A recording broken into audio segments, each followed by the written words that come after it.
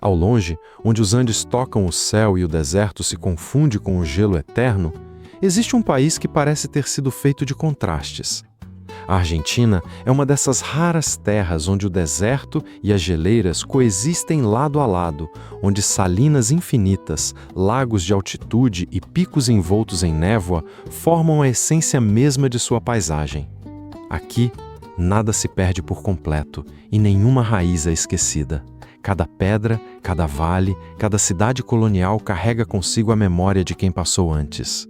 Neste documentário, vamos explorar os lugares mais extraordinários da Argentina, desde as paisagens mais ásperas até cidades históricas e metrópoles modernas. Preparamos uma jornada até os cantos ainda inexplorados do sul, um convite para caminhar por trilhas que poucos ousam percorrer. Começamos em Serrania de Hornocal, uma formação geológica de camadas múltiplas localizada perto de Humahuaca, erguendo-se a uma altitude verdadeiramente notável. Conhecida como a Montanha das 14 Cores, essa formação apresenta uma vista de tirar o fôlego, com tons de vermelho, roxo, verde e amarelo se entrelaçando nas rochas como se a própria terra tivesse sido pintada à mão. Nos prados de altitude que rodeiam a montanha, é possível avistar vicunhas, as mais elegantes integrantes da família dos camelídeos, movendo-se com uma graça que parece pertencer a outro tempo. Todos os anos, milhares de visitantes se aventuram por trilhas montanhosas difíceis só para testemunhar essas cores raras. E é curioso pensar quantos deles fariam o mesmo caminho de novo, sabendo o quanto custa cada passo até lá em cima. Descendo pelo vale, chegamos a Tilcara, uma pequena cidade situada na quebrada de Humahuaca, cercada por montanhas estratificadas que parecem vigiar cada movimento de seus habitantes.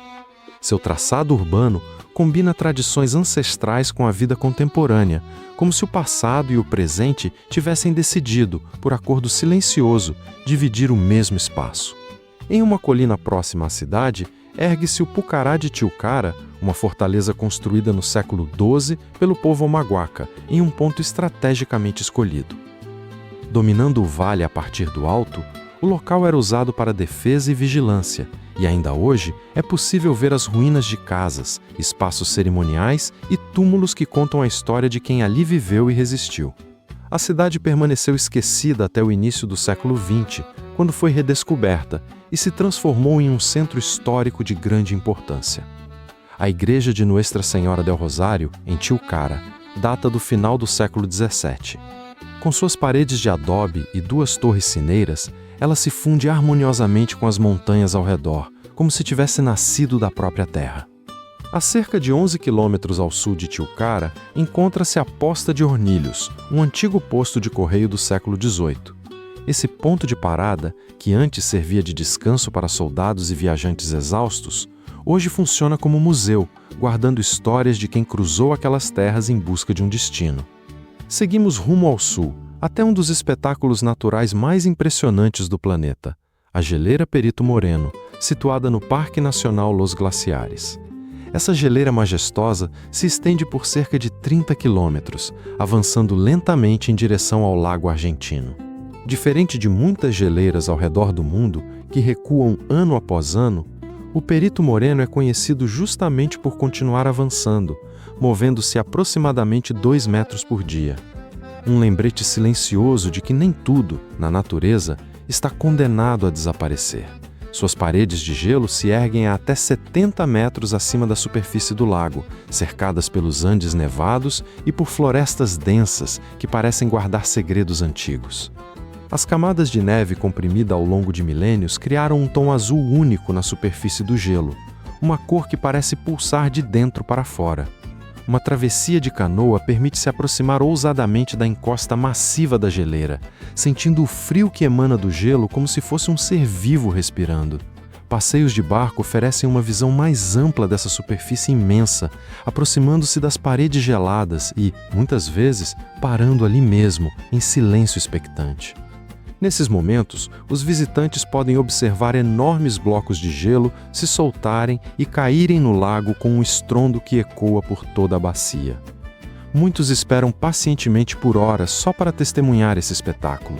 E talvez isso diga algo sobre nós mesmos, sobre como somos capazes de esperar o tempo que for necessário diante de algo verdadeiramente grandioso.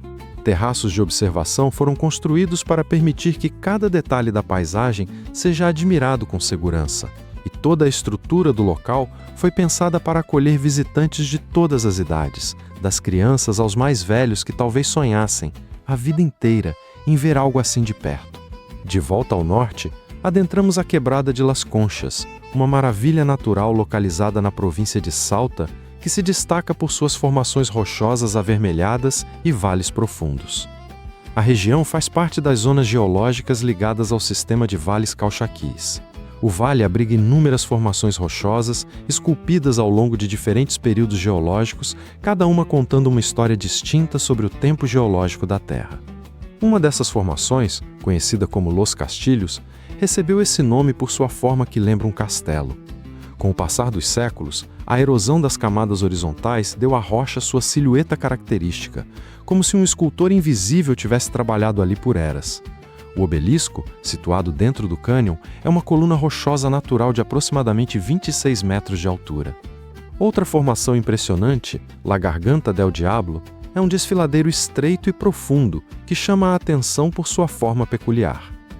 As aberturas criadas pela erosão ao longo do tempo deram origem ao nome Las Ventanas, essas janelas naturais que se tornaram um dos elementos mais marcantes do cânion. Ainda no vale, encontramos uma formação chamada El Sapo, batizada assim por sua semelhança com um anfíbio. Um exemplo claro de como a erosão pode moldar a paisagem de formas absolutamente inesperadas. Rumo ao sul novamente, encontramos o Salto del Agrio, uma queda d'água de cerca de 60 metros de altura, localizada na província de Neuquén. O nome Salto del Agrio vem justamente da composição ácida do rio que o alimenta. O rio Agrio, responsável por essa queda, alterou significativamente a cor das rochas ao redor devido à sua composição mineral única. Entre cores vibrantes e uma atmosfera serena, essa cachoeira se tornou um lugar que vale a pena conhecer com calma, longe da pressa do resto do mundo. Voltamos então ao noroeste argentino até as Salinas Grandes, onde milhões de anos de atividade vulcânica e evaporação criaram uma paisagem que lembra um lago congelado no tempo. Ocupando uma área de mais de 3.000 milhas quadradas, esse território é um dos salares mais impressionantes do mundo. Ali, é comum avistar montículos de sal em forma de cone, dispostos cuidadosamente sobre a superfície branca, quase como esculturas feitas pela mão paciente do trabalho humano. Esses montículos são tradicionalmente recolhidos pelas comunidades locais, que ainda utilizam métodos antigos passados de geração em geração. Canais estreitos são escavados na crosta salina para acelerar a evaporação, e à medida que a água evapora, o sal forma veios visíveis na superfície, desenhos que a natureza escreve e reescreve constantemente. As piscinas azuis e circulares que se vêem no salar são conhecidas pelos moradores locais como Ojos del Salar, os Olhos do Salar. Esse território coberto de sal recebe visitantes durante todo o ano e passeios guiados permitem que os viajantes conheçam tanto a paisagem quanto as tradições culturais que a cercam. Por sua fácil acessibilidade a partir das cidades próximas, essa região se tornou um destino frequente para quem busca algo verdadeiramente diferente. Descemos então até a Patagônia, onde nos espera a Laguna de Los Tres, um lago de origem glacial que se destaca por estar cercado por 3 grandes picos imponentes. Acredita-se que esse lago tenha se formado durante a última era glacial, um vestígio silencioso de um tempo em que o gelo dominava tudo. No ponto mais alto encontra-se a Laguna de Los Tres, e um pouco mais abaixo se revela a Laguna Sucia, de tom mais escuro, quase misterioso. Ao longo de todo o ano, incontáveis aventureiros chegam até aqui para admirar essa paisagem única, muitos deles depois de horas de caminhada exigente. E talvez seja exatamente esse esforço que torna a recompensa tão mais intensa. Logo atrás, o Monte Fitzroy se ergue ao longo da fronteira entre Argentina e Chile. Como seu cume costuma estar coberto por nuvens, o povo Tehuelche o batizou de Montanha de Fumaça. Sua superfície de granito e o clima que muda rapidamente tornam a escalada ainda mais desafiadora, quase uma prova de caráter para quem ousa tentar. Até hoje, essa montanha majestosa ocupa um lugar especial no coração de quem ama a natureza selvagem. De volta ao norte, chegamos a Humahuaca, uma pequena cidade situada a cerca de 3.000 metros de altitude, que ainda preserva intacto seu caráter histórico. Sobre a paisagem urbana se ergue o monumento aos heróis da independência, dedicado àqueles que lutaram pela liberdade. Impressiona pela sua presença. No topo, uma estátua de bronze retrata um guerreiro indígena, olhando para o horizonte como se ainda montasse guarda. Ao lado, ergue-se a Torre de Santa Bárbara, uma torre de vigilância do século XVI. Cercada por cactos gigantes, essa construção já foi usada como depósito de armas durante a luta pela independência e hoje serve como ponto turístico, testemunha silenciosa de tempos de conflito. O Cabildo de Humahuaca é outro edifício histórico, remanescente da época espanhola. Todos os dias, ao meio-dia, uma figura de São Francisco Solano surge da Torre do Relógio para saudar os presentes. Um momento querido tanto pelos moradores quanto pelos visitantes, uma pequena tradição que resiste ao tempo e que, de alguma forma, une gerações diferentes em torno da mesma praça. Seguimos até o Parque Provincial Ixigualasto, declarado Patrimônio Mundial pela Unesco no ano 2000, localizado na província de San Juan. Essa região, chamada pelos moradores de Vale da Lua, é conhecida por suas formações rochosas incomuns, quase de outro planeta. Uma das formações mais icônicas é uma rocha em forma de cogumelo, chamada El Hongo. Essa formação surgiu porque a camada superior, mais dura, erodiu mais devagar que as camadas mais macias abaixo dela, criando esse equilíbrio improvável que desafia a lógica. Outro lugar digno de nota é a Cancha de Bochas, um dos pontos mais intrigantes do parque, onde pedras redondas e surpreendentemente uniformes criam um cenário incomum sobre essa terra árida. Entre as maravilhas naturais da Argentina, esse lugar ocupa, sem dúvida, um espaço verdadeiramente especial. Descendo até a Terra do Fogo, encontramos a Laguna Esmeralda, uma maravilha natural de tirar o fôlego, um lago glacial alimentado pela geleira Ojo del Albino. O lago é cercado por picos nevados da cordilheira Sierra Alvear, e sua cor turquesa vibrante se deve à mistura de sedimentos glaciais finos com a água. Uma trilha a pé atravessa um vale amplo que acompanha o curso de um rio, e no trecho final a altitude aumenta, revelando aos poucos a vista completa do lago, como uma recompensa guardada para quem persiste até o fim. No inverno, a lagoa congela total ou parcialmente e se cobre de neve, transformando-se em uma paisagem quase onírica. É um lugar impressionante, tanto para fotógrafos da natureza quanto para viajantes em busca de silêncio. Voltamos então a Purmamarca, cidade fundada aos pés dos Andes, na província de Jujuy. Casas de adobe e telhados de terracota criam um belo contraste com a paisagem árida ao redor, um equilíbrio entre a dureza da terra e o calor humano das construções. O Cerro de Luciete Colores, também conhecido como Colina das Sete Cores, é uma formação natural que se ergue bem ao lado de Purmamarca, destacando-se por suas camadas vibrantes. As cores estratificadas da colina se formaram ao longo de milhões de anos de processos geológicos, resultado do acúmulo gradual de diferentes minerais ao longo do tempo. Elementos como ferro e cobre deram à terra tons que vão do vermelho à lavanda. Com a mudança da luz do dia, as cores da colina se transformam, tornando a paisagem viva e em constante movimento, quase como se a montanha respirasse junto com o sol. Os mercados ao redor da praça principal são animados e cheios de cor. Nas bancas, encontram-se tecidos artesanais, ponchos de lã e artesanato local em abundância, cada peça carregando as mãos e a paciência de quem a fez. Para quem valoriza a atmosfera simples, mas especial, da vida no interior, Purmamarca pode ser exatamente o lugar certo. O tipo de lugar que faz a gente questionar o próprio ritmo acelerado que leva na cidade grande. Chegamos agora a um dos destinos mais emblemáticos da Argentina, as Cataratas do Iguaçu. Localizada na fronteira entre Argentina e Brasil, essa formação natural se estende por aproximadamente 2,7 quilômetros e é composta por quase 300 quedas d'água, grandes e pequenas, que juntas formam um espetáculo sonoro e visual indescritível. O ponto mais impressionante é a Garganta do Diabo, em formato de U.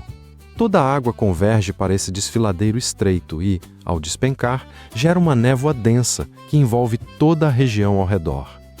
Quando a luz do sol encontra essa névoa, surgem arco-íris que parecem pintar o ar.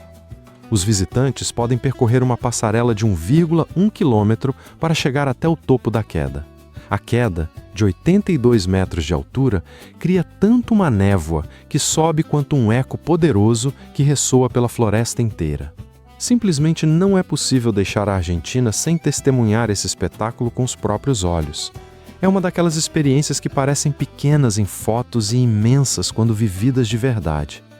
Rumamos agora ao extremo sul do continente, ao canal de Beagle, localizado na ponta mais meridional da América do Sul, entre as fronteiras da Argentina e do Chile. Essa via marítima se estende por cerca de 240 quilômetros e é cercada por pequenas ilhas espalhadas como pontos em um mapa antigo. Em uma dessas ilhotas ergue-se o Farol Les Éclaireurs, uma construção vermelha e branca que data de 1920. Os arredores rochosos do farol servem como habitat natural para diversas espécies de animais selvagens. Os cormorões imperiais, conhecidos por seus dorsos negros e peitos brancos, formam colônias densas sobre as rochas.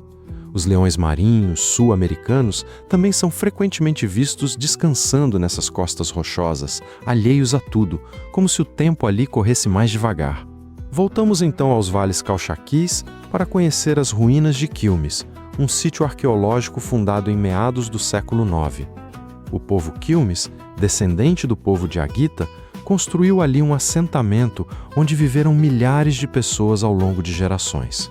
Eles defenderam essa região com determinação até o final do século XVII, resistindo com uma força que ainda hoje impressiona quem conhece a história. Embora esse território tenha sido, um dia, palco de resistência e sofrimento, as ruínas voltaram à luz no século XIX. Hoje, as ruínas de Quilmes estão sob a proteção dos próprios descendentes desse povo, o que talvez seja a forma mais justa de honrar uma história que quase foi apagada. Trilhas, terraços e espaços cerimoniais do antigo assentamento estão abertos aos visitantes, e esse lugar é considerado um símbolo da identidade indígena e da resistência de um povo que se recusou a desaparecer. É, sem dúvida, um lugar verdadeiramente extraordinário. E talvez valha a pena parar um instante para pensar em quantas histórias como essa ainda existem, silenciadas, esperando para serem contadas. Seguimos até o lago Uexulafken, dentro do Parque Nacional Lanín, que se estende por mais de 30 quilômetros de comprimento. Seu nome, que significa Lago Comprido, vem da língua mapuche. O vulcão Lanín, que emoldura o lago, atinge uma altura de 3.776 metros e domina completamente a paisagem ao redor. Graças à sua forma simétrica quase perfeita e à cobertura de neve que persiste o ano inteiro, ele é facilmente reconhecível à distância, como uma sentinela silenciosa. Cabanas ao longo da margem oferecem aos visitantes um refúgio tranquilo e pitoresco. Pelas suas cores e pela paz que emana, esse lago é, sem dúvida, um lugar que merece ser visto com calma. De volta ao noroeste, visitamos o Parque Nacional Talampaya, conhecido por suas formações rochosas avermelhadas e cânions profundos. Reconhecido como Patrimônio Mundial pela Unesco, esse território também é um rico depósito de fósseis, um verdadeiro arquivo da vida antiga escrito em pedra. Um dos lugares mais impressionantes é a formação rochosa conhecida como Catedral Gótica. A natureza esculpiu essas estruturas de pedra em formas que lembram torres, sem qualquer intervenção humana, apenas o trabalho paciente do vento e do tempo. Em algumas rochas ainda é possível ver símbolos gravados há milhares de anos, marcas que funcionam como uma espécie de crônica, refletindo as crenças e os pensamentos de sociedades antigas que um dia habitaram essas terras. Os visitantes costumam encontrar, pelo caminho, réplicas de dinossauros em tamanho real. Uma das formações mais notáveis do parque, El Monge, é uma estrutura rochosa que lembra um monge em profunda contemplação. A região também é rica em vida selvagem, abrigando espécies como a raposa do deserto, para quem a seca e o calor intenso se tornaram, simplesmente, parte natural da existência. Rumamos agora até as ruínas de San Ignacio Mini, um importante assentamento histórico das missões jesuíticas, localizado na província de Misiones. No final do século XVII, o povoado foi transferido para seu local atual para escapar dos traficantes de escravos portugueses. Com o tempo, cerca de 5.000 pessoas do povo guarani se estabeleceram ali, construindo uma comunidade que uniu duas culturas de formas complexas e, por vezes, contraditórias. A arquitetura das construções é feita de pedra vermelha, com entalhes no estilo barroco guarani. A igreja do complexo tem 74 metros de comprimento e suas paredes chegam a 2 metros de espessura. São Ignácio Mini, preservado em um estado notável, é patrimônio mundial da Unesco e está aberto à visitação. Passeios guiados e o museu local mostram como jesuítas e guaranis interagiram ao longo dos anos. Uma convivência que, dependendo de como se olha, pode ser lida tanto como encontro quanto como imposição, e talvez essa ambiguidade seja parte do que torna esse lugar tão instigante de se visitar. Seguimos até o Campo de Pedra Pomes, em Catamarca, onde se acredita que o número dessas formações rochosas coloridas ultrapasse 5.000. Elas se formaram a partir de antigas erupções do vulcão Cerro Branco. A erosão causada pelo vento deu às rochas formas de torres, ondas e ângulos afiados, esculturas naturais que parecem ter sido desenhadas por um artista invisível. Tons de branco, rosa, cinza e amarelo transformam constantemente a aparência da paisagem, dependendo da luz e da hora do dia. O isolamento da região ajudou a preservar seu estado natural intacto, longe do alcance do tempo e das multidões. Chegamos então ao Parque Nacional Los Alerces, localizado na província de Chubut, que desde 2017 está sob a proteção da Unesco como Patrimônio Mundial. O parque, que ocupa quase 200.000 hectares, é conhecido por suas árvores alerce, cuja idade remonta a tempos pré-históricos. Algumas dessas árvores já estavam ali muito antes de qualquer um de nós existir. O Lago Rivadavia, de águas cristalinas e cercado por florestas densas, é um lago de origem glacial situado dentro do parque. Uma das áreas mais impressionantes do parque é o ponto onde o rio Arrayanes flui entre os lagos Menendez e Futalaufken. Uma ponte suspensa sobre o rio oferece um mirante privilegiado para contemplar a paisagem. Futalaufken, nome de origem mapuche que significa Lago Grande, é um dos principais corpos d'água do parque. A atmosfera tranquila do parque e sua riqueza visual se fazem sentir de maneira especial ao redor desse lago. Rumamos agora às dunas de Taton, uma região na província de Catamarca que é um vasto território desértico conhecido por suas areias brancas. Essa extensa área é ideal para passeios pausados e controlados em veículos 4x4.